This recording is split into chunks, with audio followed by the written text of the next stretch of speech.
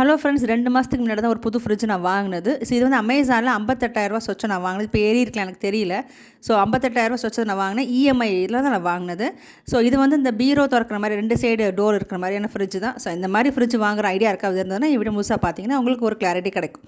So இது வந்து ஒரு சைடு வந்து ஃபுல்லாகவே வந்துட்டு உங்களுக்கு இந்த ரெஃப்ரிஜிரேட்டர், அதாவது நம்ம பால், தயிர், மாவு, வெஜிடபிள்ஸ் இதெல்லாம் வச்சுக்கிற ஃப்ரூட்ஸ்லாம் வச்சுக்கிற மாதிரியான ஒரு ப்ரொவிஷன் 5 ரேக் கொடுத்துருக்காங்க.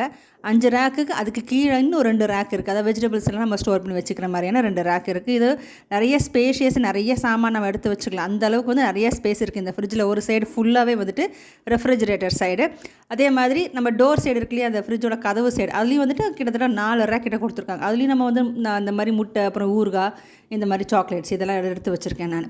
ஸோ இது வந்து ஒரு சைடு ஃபுல்லாக இருக்கிறது. ஆனால் வந்துட்டு இன்னொரு சைடு ஃபுல்லாக பார்த்தீங்க, இந்த டோரோட இன்னொரு சைடு, ஃப்ரிட்ஜோட இன்னொரு டோர் நம்ம திறந்தோம் அப்படின்னா அது ஃபுல்லாகவே ஃப்ரீசர் ஐட்டம்ஸ்.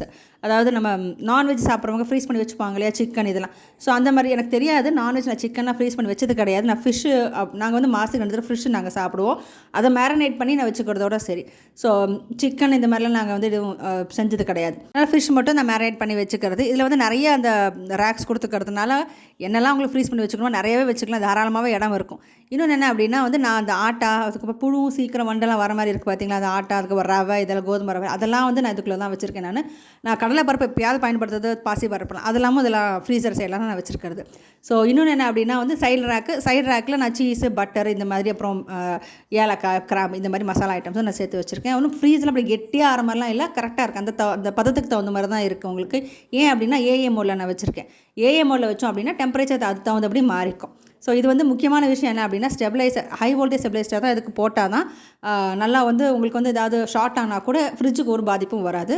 ஸோ இதுதான் வந்து இந்த ஃப்ரிட்ஜோட ஸ்ட்ரக்சர். நல்லா யூஸ்ஃபுல்லாக தான் இருக்குது. எனக்கு என்ன ஃப்ரீசர் சைடு கொஞ்சம் கம்மியாக யூஸ் ஆகுது, அவ்வளோதான், வேறு எதுவும் கிடையாது. எப்படி பிடிச்சிருந்தா ப்ளீஸ் லைக் அண்ட் சப்ஸ்கிரைப். யூஸ்ஃபுல்லாக இருந்தால் ஷேர் பண்ணுங்கள். தேங்க்யூ. பை.